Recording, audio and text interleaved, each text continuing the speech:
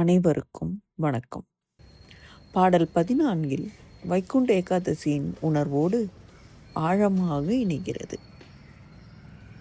ஆம், இன்று வைகுண்ட ஏகாதசி. அப்படியென்றால் என்ன? வைகுண்ட ஏகாதசி என்பது கோயிலின் கதவுகளை திறப்பதற்காக மட்டுமல்ல, உள்ளத்தின் கதவுகளை திறந்து நம் அர்த்தம் தேட வேண்டிய நாள்.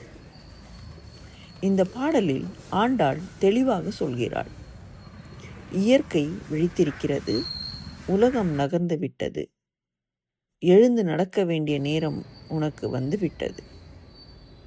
வைகுண்ட ஏகாதசி நாளில் அதிகாலையில் எழுந்து விழிப்புணர்வோடு கோயிலுக்கு செல்கிறோம் அல்லவா?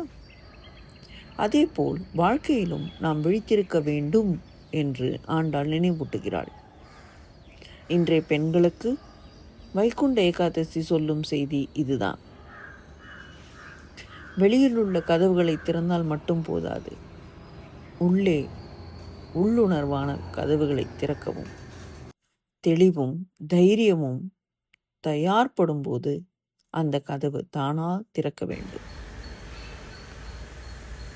வைகுண்டம் என்பது ஒரு இடம் மட்டுமல்ல, உன் மனநிலை, விழித்திருக்கும் மனநிலை. உன்னிடம் வைகுண்டம் இருக்கிறதா? யோசி பெண்ணே.